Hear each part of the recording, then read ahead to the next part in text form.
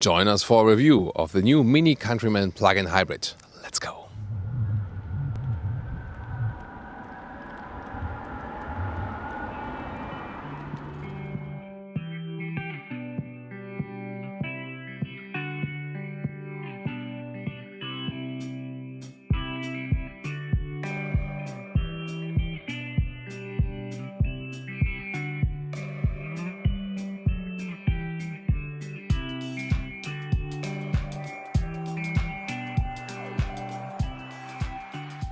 In the front we can see round mini shapes, but then again here in the Countryman with a stronger look.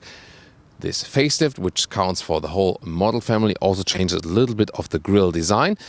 Here the plug-in hybrid counts as the S version horsepower-wise, so also has in the sportier styling overall. There are new lamp designs here, and you start with LED from base, and optional a matrix LED is available, and you can see here the daytime running light around it. And also another one would be in the lower part. The length is at 4 meters 30, 14 foot 1 or 169 inches.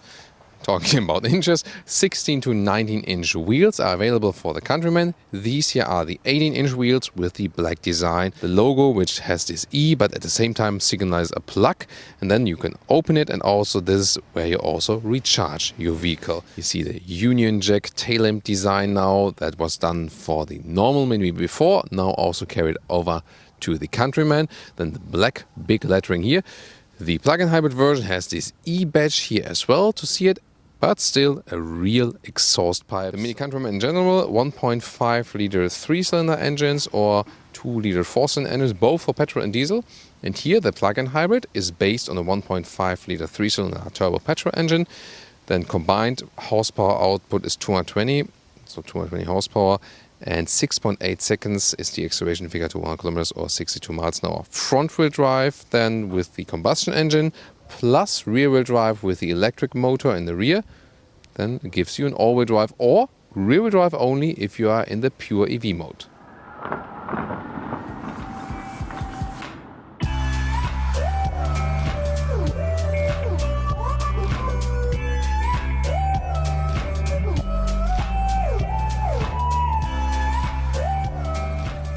Getting inside, the Countryman is of course more spacious than the typical small Mini, and so also with tall adults, no problem as for headroom. 1 meter 86 or 6'1", so a lot of headroom really. The seats, however, they are really stiff. The form itself is not the most comfortable one, and then especially when you have the animal skin wrap, then it's even tighter as for the seating surface. So I feel that the car should deliver more comfort, being the tallest Mini. Interior overview here, soft touch dashboard, and then the typical round Mini design right here.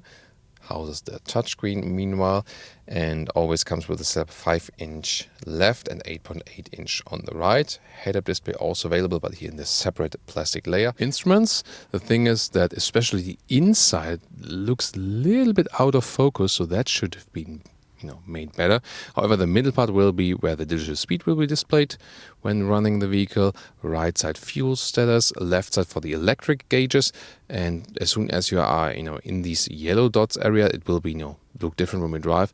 Then you're still in the EV mode, and when you exceed it, then you will be in the combustion engine mode. And you can see also how the maximum boost is, or in this area you will be then within the recuperation when you lift the throttle or go a little bit on the brakes. This is the main menu of the central infotainment. You have this app view, and you can also use the shortcuts, for example, to see the map, and then zoom in and out with the control knob in the lower middle console. And it's the known BMW GPS here, so also reaction times are actually quite good, and it leads you the way very well. Legroom wise, this works then with 4 tall adults, no problem. And as I said, you can also put this more in a sleeping position or a little bit more upright, for example. And sitting more upright here, also once again with 1 meter 86 or 6'1", it directly fits also with my head. 405 to 1,275 liters is the boot capacity, so you lose about 45 liters here with the plug-in hybrid, so that's quite okay. I already folded one of the seats, but you have like an individual folding mechanism like 1-1-1, so that's actually quite cool. And when I put a backpack inside, you can see also the dimensions here also easily fits from the height.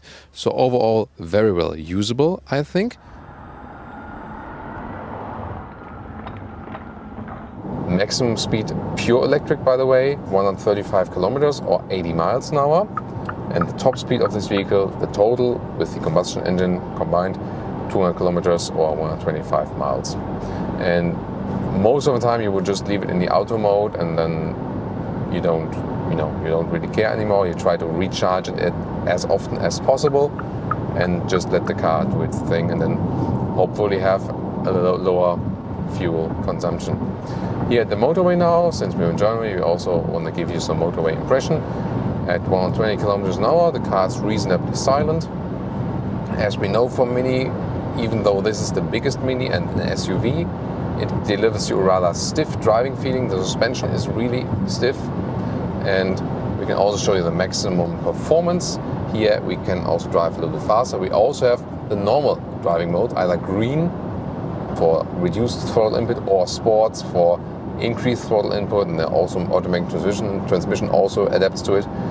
And we let us drop a little bit further behind now that from 90 kilometers to whatever.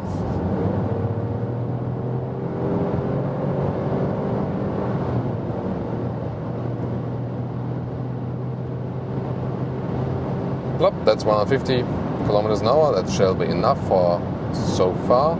And once again, noise insulation quite good. I don't have to raise my voice that much. And the car is remaining relatively stable indeed due to the stiff suspension. However, if the road is a little bit uneven, then yeah, that can be a little bit rough at times. It is definitely fun to drive, and it's also unique driving feeling, so it feels very sporty. Look at here, that slalom. Steering feel could be a little bit, a little bit more natural. Here in this low degree angle, the steering sometimes feels a little bit loose. So it's good and direct and precise, but a little bit more feedback in these, low degree angles. That would have been quite cool. The overview was actually quite decent. I mean, it has this rather box shape, so due to the sides and so on, it's okay. There is no blind spot monitor for this platform. Same problem with the BMW X1. For such an expensive car, here with everything equipped like 51,000, as it stands right here, we should also have a blind spot monitor, because so many less expensive cars already do offer that for sure. But again, the overview is quite okay. Yeah, the B pillar is quite thick, therefore a blind spot monitor would actually be very good. I think overall, quite interesting drive. We did try some acceleration right here. Still, because we have used the electric drive, we are very low in the fuel economy. Here at the moment it says 3.7 liters in 1 kilometers. Again, if that's really so realistic, always matter of perspective.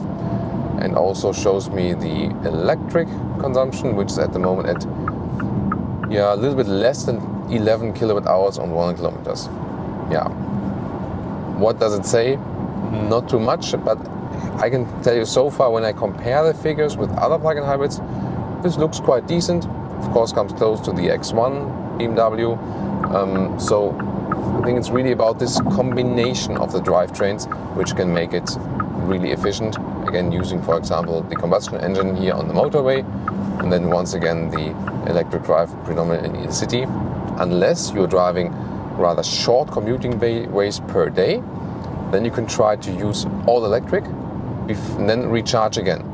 So when you're staying like less than 50 kilometers, less than 30 miles, then it can definitely make sense to drive all electric only and then recharge again, but that so much depends on your driving profile. So let me sum up this driving part. The plug-in hybrid drivetrain brings so much more joy. It is quite powerful, so the most powerful in acceleration-wise then besides the John Cooper Works version. So that's definitely fun.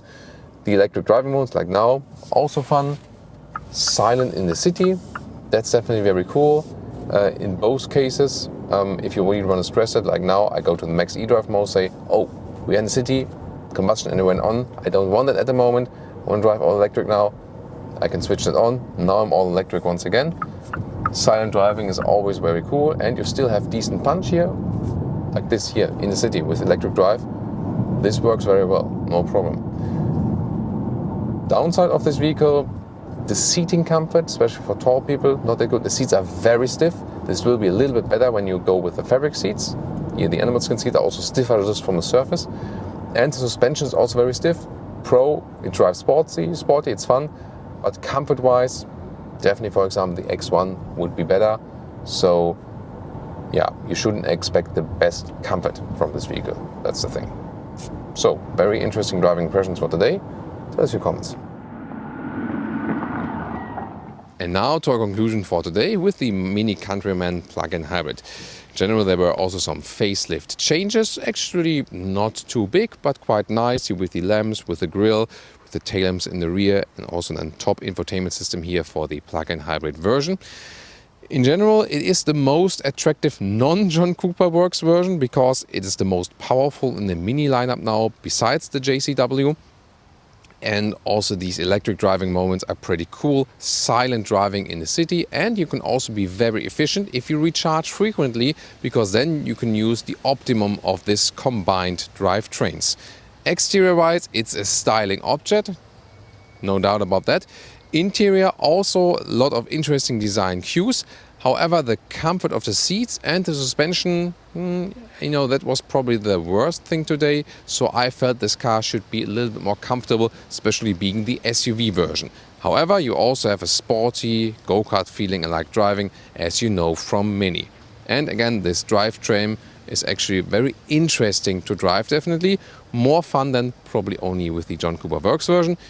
There's also a review of that, and if you want to see an updated version of that, please also tell us in the comments. And also comment on this phev here for today, and in general, what do you think about the Countryman from this Mini lineup, which is, meanwhile, one of their most important models. Thanks so much for tuning in today. See you next time.